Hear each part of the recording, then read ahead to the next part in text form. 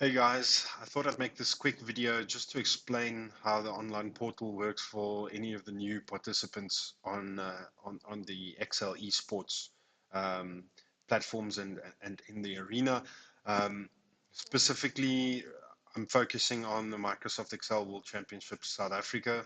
Uh, the MEWC South Africa starts on Thursday, so you still have a day and a half to get your ticket. You can go to the link, and I'll provide the link in the video description as well. But essentially, once you get onto the website, you can go through all of the information, read all the FAQs, what can you expect. You can read the rules, what will you be solving, as well as the timelines, and then you can buy your ticket. If you're a young professional or a student, you can also reach out to us on our email address, and we will provide you with a promo code. For students, the competition is free, and then for young professionals, it's a half price off. Young professionals would be anyone who's doing a traineeship or similar. Um, so yeah, and then you can read the competition rules as well, where we outline all of the information, and you can also look at one or more of our past videos as well. Um, all right, so our email address is also at the bottom of the website. So let's get into it. Once you've signed up and you actually receive an email address, you receive an email. Um, you will receive an email from admin@flexiquiz.com. Also look in your spam folders as well as your junk folders and things like that. It might end up in there, but it shouldn't. Once you actually get this email, you're ready to start your competition. And it's important that you read the instructions here. This email will typically arrive in your inbox 5 to 15 minutes before the competition officially starts. So you always have a bit of a grace period. You just basically click on this flexiquiz.com link, and that'll open up in your browser or your default browser. This should work in all of the major browsers. This is Edge, but I also use Chrome, etc. Right, so it's important that you read these instructions as well.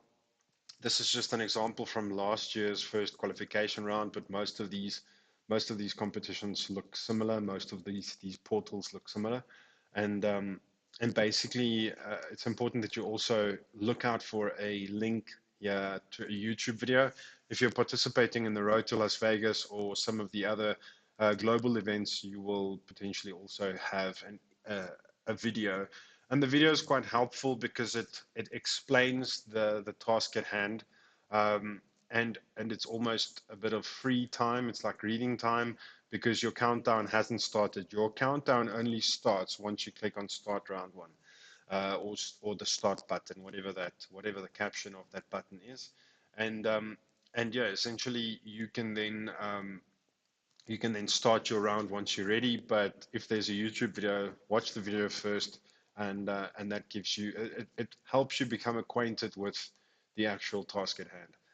Once I click on start round, you'll see that the time remaining, the countdown actually starts up there.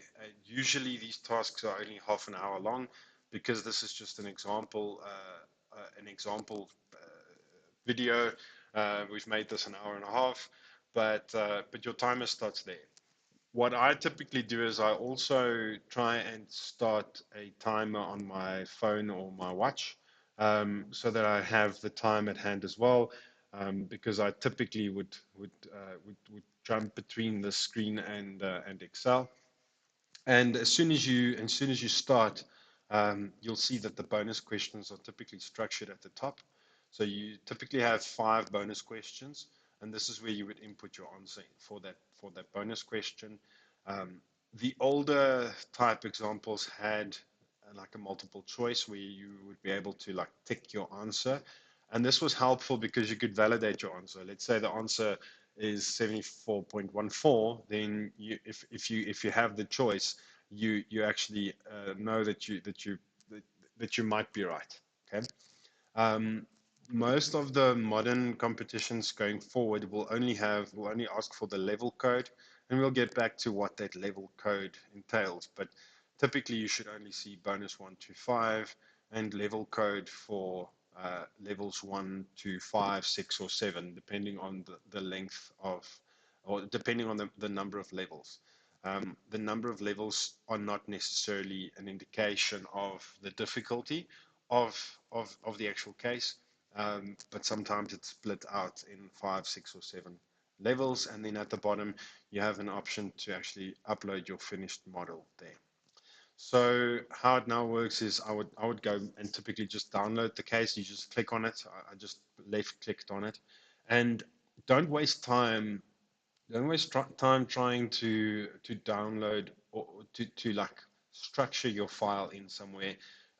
Rather, maybe open up your downloads folder and then get back into just opening up the file.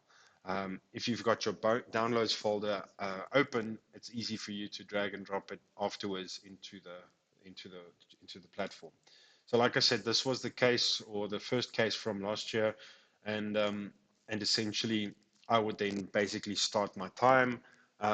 Or my time has started already, but I would start as soon as I can with the case, and it's then important to firstly understand what the case is about, and also read the instructions.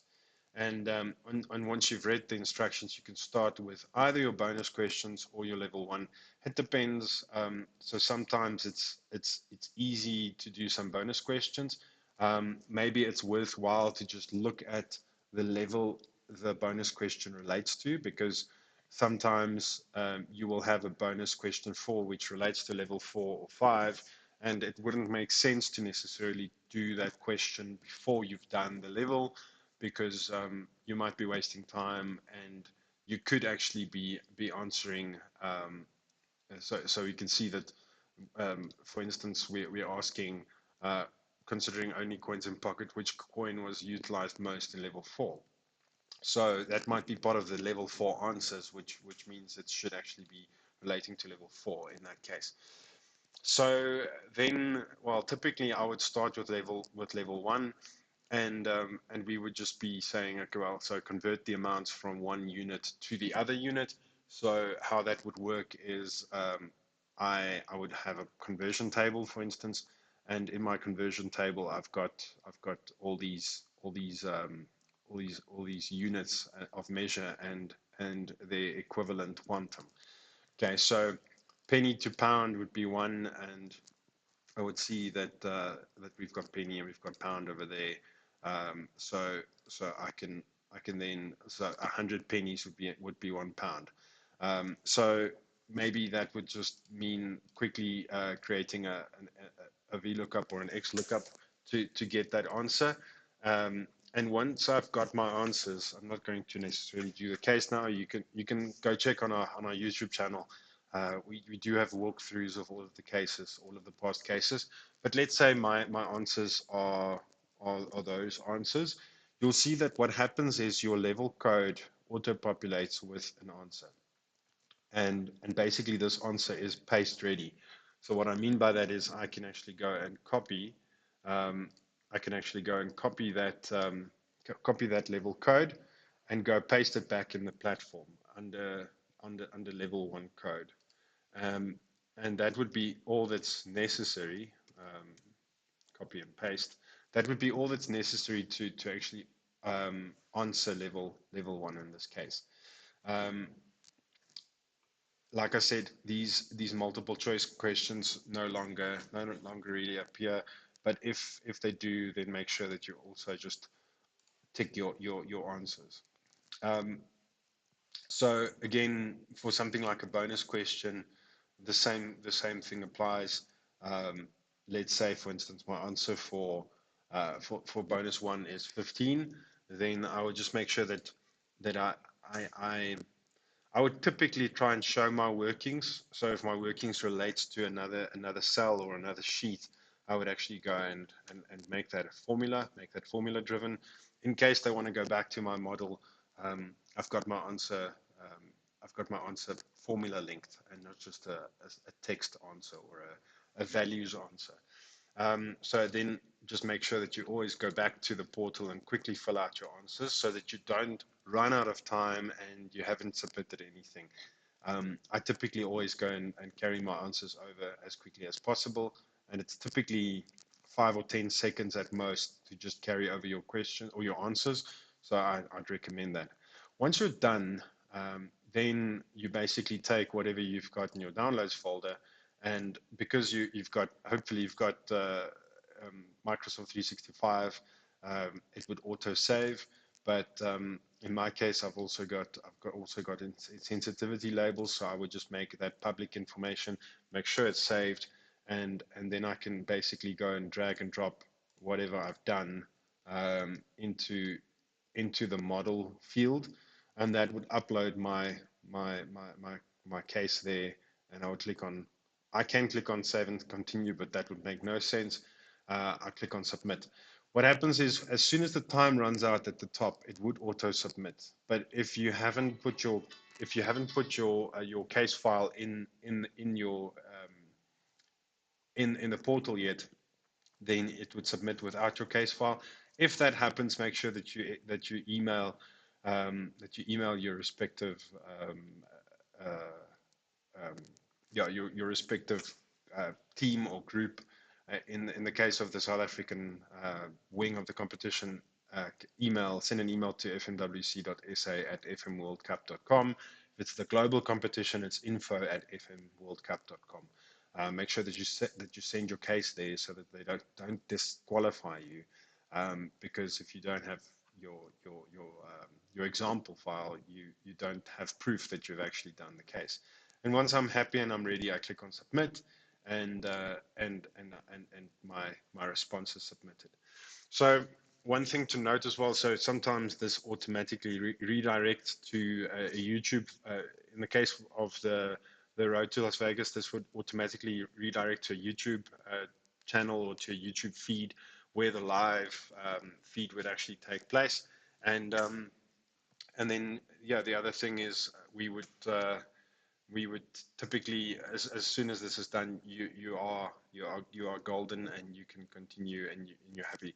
One thing to also note is it always benefits you to rather submit your file a bit sooner, because if someone gets the same points as you do and you've submitted it before them, you actually place above them. So it helps to actually submit a bit earlier.